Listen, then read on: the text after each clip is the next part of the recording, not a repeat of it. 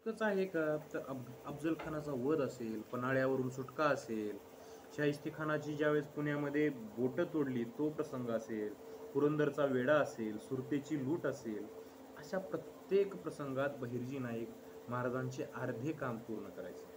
ह्या प्रत्येक घटनेत नाईकांनी शत्रूंची इत्थंभूत माहिती महाराजांना मिळवून दिलेली असायची. बऱ्याच वेळा महाराज बहिर्जींनी दिलेल्या सल्ल्याचा विचार करूनच काम करायचे बरं का. कारण बहिर्जी नाईकांना ॲक्च्युअल परिस्थिती माहिती असायची. राज्याभिषेक करताना महाराजांनी जे अष्टप्रधान मंडळाची निर्मिती केली होती, त्यावेळी गुप्तहेर खाते सुद्धा महाराजांनी तयार केले होते आणि त्या खात्याचे प्रमुख होते आपले बहिर्जी नाईक. ते आपल्या स्वराज्याची म्हणजे आपल्या स्वराज्याचा तिसरा डोळा का बरं म्हणतात बहिर्जी नाईकांना, तर आपल्याला हे समजलं पाहिजे. सुरतेची लूट ज्यावेळी झाली, तिथं जॉर्ज ऑक्झेंडन हा इंग्रज एक वखारवाला होता, म्हणजे एक इन्स्पेक्टर असल्यासारखं समजा. आणि तो वखार वाचवण्यासाठी शिवाजी महाराजांची विनवणी करावायला गेला. तेव्हा महाराजांच्या बाजूला उभा असलेला जो इसम होता आणि तो जॉर्जच्या वखारीच्या बाहेर जो भिकारी होता, त्याच्यामध्ये त्याला साम्य आढळून आलं. त्याने ईस्ट इंडिया कंपनीला जे पाठवलेलं पत्र असेल किंवा अहवाल असेल, त्या अहवालात त्यांनी हे नमूद केलेलं आहे की अशी घटना घडलेली आहे आणि माझ्या वखारीच्या बाहेर एक भिकारी बसायचा होता रोज, आणि तो भिकारी ज्यावेळेस ही लूट झाली त्यावेळेस छत्रपती शिवाजी महाराजांसोबत दिसला. कारण इतकी खडानखडा, इतक्या पूर्ण जमिनीवर जाऊन माहिती काढून कुणालाही ओळखू येऊ द्यायची नाही. आणि महत्त्वाचं म्हणजे एकही माणूस सापडू द्यायचा नाही, आपला माणूस एकही दगावला नाही पाहिजे, इतकी ती काळजी, इतकी ती अवेअरनेस. किती अवेअरनेस असेल त्यामध्ये, म्हणजे आपल्यामध्ये पेशन्स असला पाहिजे, आपला अवेअरनेस असलं पाहिजे, म्हणजे आपली झोप सुद्धा कुत्र्यासारखी असली पाहिजे, म्हणजे खडकन वाजलं की उठलं पाहिजे असं. मग त्यावेळेस बघा, आपल्याकडे मात्र फारसे उल्लेख सापडतात का बहिर्जी नाईकांचे? तर नाही.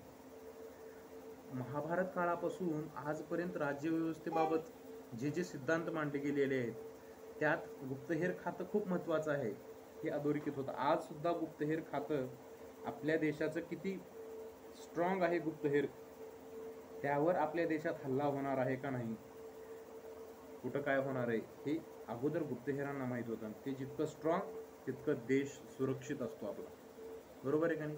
कौटिल्य जे की चाणक्य होते, त्यांनी जो ग्रंथ लिहिला आहे आपला अर्थशास्त्रामध्ये, या ग्रंथात राज्य या संकल्पनेस मानवी शरीराची उपमा त्यांनी दिलेली. राजा हा त्या शरीराचा आत्मा असतो, राजा त्या शरीराचा आत्मा असतो आणि प्रधानमंत्री परिषद म्हणजे त्या शरीराचा मेंदू असतो. कारण मेंदू काय का पूर्ण नियंत्रण ठेवतो सगळ्या गोष्टीवरती. आणि सेनापती म्हणजे बाहू आणि गुप्तचर म्हणजे राज्यरूपी शरीराचे डोळे आणि कान. जसं आपलं डोळे आणि कान जेवढे चाणाक्ष, तेवढं आपण सर्व गोष्टीवरती नियंत्रण ठेवू शकतो चांगल्या प्रकारे. आणि डोळे आणि कान जितके सजग तीक्ष्ण असतील तितकेच राज्य सुरक्षित असते, असा सिद्धांत कौटिल्यांनी मांडलेला आहे. युग प्रवर्तक आपले छत्रपती शिवाजी महाराजांनी याचा आदर्श एक राज्यव्यवस्था निर्माण केली होती. शिवरायांसारख्या राज्याचे गुप्तचर या खात्याकडे दुर्लक्ष होऊ शकणारच नव्हतं. का? कारण छत्रपती शिवाजी महाराजांच्या अंगामध्ये प्रभू श्रीराम आणि प्रभू श्रीकृष्णाचा पूर्णपणे एक दुसरा अवतार म्हणू शकतो आपण त्यांना देवाचं रूप नाही देऊ शकत. देवाच्या रूपा म्हणजे जर कन्वर्ट केलो आपण, देव आहे असं जर म्हणलो तर त्यांची महती कमी होईल. पण त्यांच्यामध्ये जे काही गुण आपल्याला आढळून येतात ज्यावेळेस आपण श्रीकृष्णाला वाचतो, प्रभू श्रीरामांना वाचतो, मर्यादा पुरुषोत्तम प्रभू श्रीरामाला म्हणतो आपण, तसेच छत्रपती शिवाजी महाराज सुद्धा मर्यादा पुरुषोत्तम होते आणि चाणाक्ष, चतुर.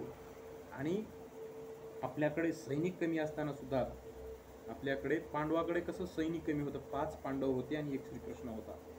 इतकी कमी सैनिक असताना सुद्धा पांडवांनी कौरवावरती विजय मिळवला होता. तर तो विजय साधासुद्धा असेल का, ह्याचा आपल्याला अभ्यास करायचा या गोष्टीचा सुद्धा. आणि छत्रपती शिवाजी महाराजांच्या राज्यव्यवस्थेत हेर व्यवस्थेला अतिशय महत्त्व दिलेलं होतं.